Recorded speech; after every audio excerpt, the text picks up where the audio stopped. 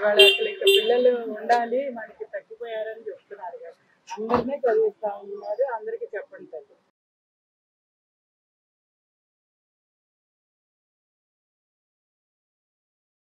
ఇక్కడ మళ్ళీ జనసేన టీడీపీ ఉమ్మడి అభ్యర్థిగా నిర్ణయించారు. ఆయనకి ఓటు అడగడానికి వచ్చాము.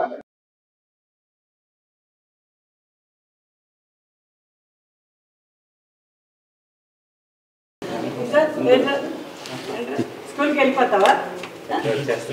వచ్చేస్తున్నాడు అందరికి.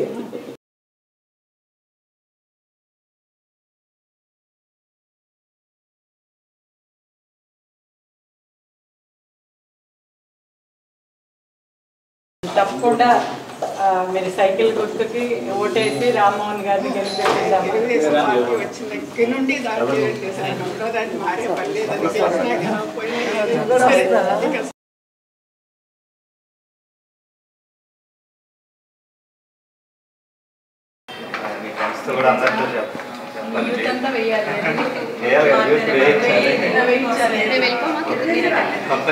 రావాలంటే అవకాశాలు రావాలంటే మళ్ళీ బాబు గారు రావాల్సింది.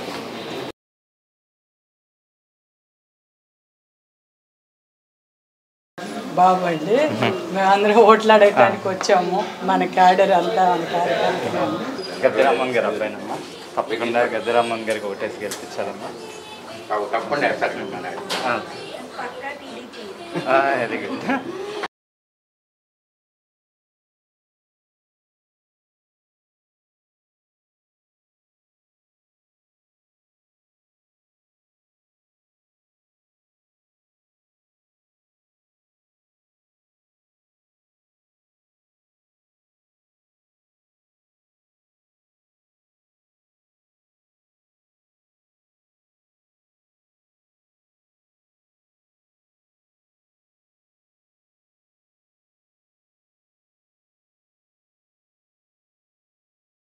టీడీపీ జనసేన అభ్యర్థిగా విజయవాడ తూర్పు ఎమ్మెల్యే అభ్యర్థిగా గద్దె రామ్మోహన్ గారిని ఇక్కడ ప్రకటించటం, మరి ఏపీఐఐసి కాలనీలో మేము ఇంటింటి ప్రచారం చేయటం ఈ రోజున జరుగుతూ ఉంది. గత 2-3 రోజులుగా ఇక్కడ ప్రతి కుటుంబం కూడా ఏదో ఒక విధంగా ఈ గత 4.5 సంవత్సరాలుగా మరి ఈ జగన్మోహన్ రెడ్డి గారి ప్రభుత్వంతో చాలా విసిగిపోయి ఉన్నారు. మరి గద్దె రామ్మోహన్ గారిని మేము ఆ రోజునే గెలిపించుకున్నాం. గత 2 సార్లుగా తప్పనిసరిగా ఆయన్ని అన్నిటికీ అతీతంగా మేము గెలిపించుకుని తీరుతాము.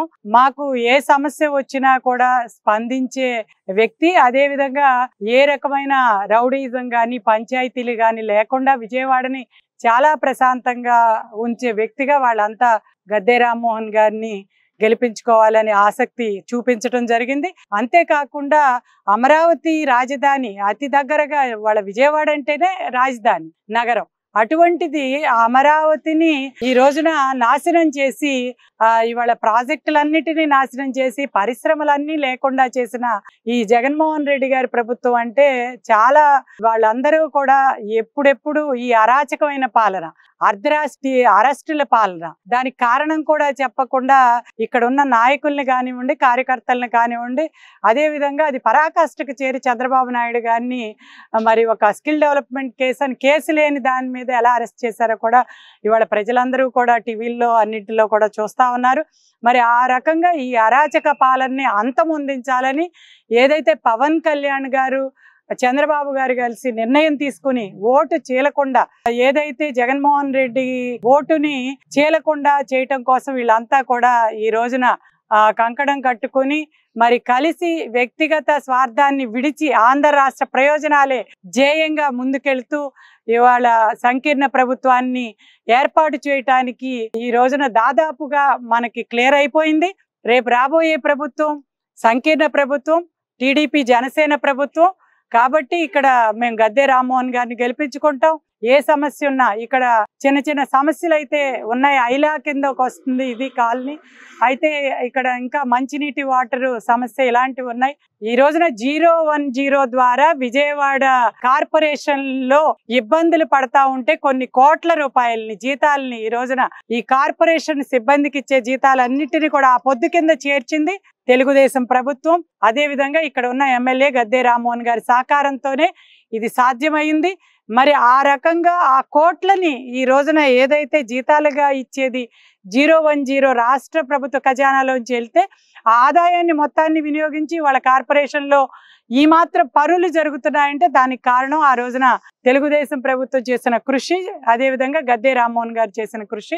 కాబట్టి తప్పనిసరిగా రామ్మోహన్ గారిని గెలిపించుకుంటాం, తెలుగుదేశం ప్రభుత్వాన్ని అధికారంలోకి తీసుకొస్తాం. సంకీర్ణ ప్రభుత్వం ద్వారా మేము ఇవాళ ఈ అరాచక పాలన నుంచి బయటపడి మా పిల్లలకి ఉద్యోగాలు, అదే విధంగా మా పిల్లల్ని చదివించుకోవాలన్నా అతను అబద్ధాలు చెప్పాడు. ఆ రోజున ఇంట్లో 2 పిల్లలున్నా 3 పిల్లలున్నా చదివిస్తారని చెప్పి కేవలం ఒక్కళ్ళకి అది కూడా 13,000 వేసి మోసం చేశాడు. కానీ మన ప్రభుత్వ అధికారంలోకి వస్తే 2 పిల్లలున్నా 3 పిల్లలున్నా అందరికీ 15,000 చొప్పున తల్లి బ్యాంక్ అకౌంట్లో పడుతుంది. అంతేకాకుండా 18 ఏళ్ళు దాటిన ప్రతి మహిళకి కూడా ఇంట్లో అత్తా కోడలు ఉన్నా తల్లి కూతురు ఉన్నా ఇద్దరికి కూడా మరి నెలకి 1,500 చొప్పున సంవత్సరానికి 18,000. అదే విధంగా 3 గ్యాస్ సిలిండర్లు ఉచితంగా ఇవ్వటం జరుగుతుంది. ఉచితంగా బస్సు ప్రయాణం, నిరుద్యోగులకి భృతి నెలకి 3,000 చొప్పున. వీటన్నింటికి మించి ఇవాళ యువత నిర్వీర్యం అవ్వకుండా, అంటే మద్యం ఏర్లై పారుతా ఉంది. ఇవాళ కల్తీ మద్యం, ముఖ్యంగా కల్తీ మద్యం మూలంగా కొన్ని లక్షల మంది ఇవాళ ఆరోగ్యం అంతా చెడిపోయి ఆడబిడ్డల పుస్తులు తెగిపోతా ఉన్న పరిస్థితి మనందరం కూడా చూస్తా ఉన్నాం. ఒక మద్యమే కాదు, మళ్ళీ ఇవాళ గంజాయి ఏర్లై పారుతా ఉంది. గతంలో మనం ఎప్పుడు చూడలేదు. బయటికి వెళ్ళిన మన బిడ్డలు ఇవాళ ఆ గంజాయికి అలవాటు పడతారేమో అని ప్రతి ఒక్క తల్లిదండ్రి కూడా చాలా బాధపడే పరిస్థితి. మరి గంజాయి తాగి వాళ్ళకి ఏం చేస్తా ఉన్నారు వాళ్ళకి తెలియట్లా. ఆడబిడ్డల మీద దాడులు జరుగుతా ఉన్నాయి. బయటికి వెళ్ళిన వాళ్ళ ఆడపిల్ల క్షేమంగా వస్తుందో రాదో తెలియట్లేదు. 30,000 మంది మిస్సింగ్ కేసులు ఈ రోజున.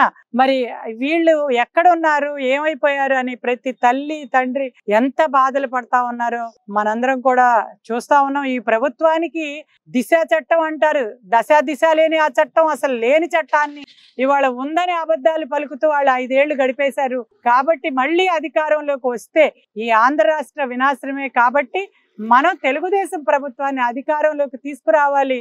అభివృద్ధి, సంక్షేమం, ఇవాళ రోడ్లు కావాలన్నా, మన పిల్లలకి ఉద్యోగాలు కావాలన్నా, మన పిల్లలు చక్కగా చదువుకోవాలన్నా, సంక్షేమాలు అందరికీ అందాలన్నా ఇవాళ పాలన తెలిసిన మన చంద్రబాబు నాయుడు గారిని అధికారంలోకి తీసుకురావాలి. అదేవిధంగా ఇక్కడ గద్దె రామ్మోహన్ గారిని సైకిల్ గుర్తుకు ఓట్లేసి జనసేన టీడీపీ అభ్యర్థిగా మరి గద్దె రామ్మోహన్ గారిని అందరూ కలిసి ఈ రోజున గెలిపించాలని చెప్పి కోరుకుంటూ మనం ఇంకా 10 మందికి చెప్పాలని చెప్పి తెలియజేస్తూ రాబోయే రోజుల్లో తెలుగుదేశం ప్రభుత్వం అధికారంలోకి వస్తుంది, సంకీర్ణ ప్రభుత్వం.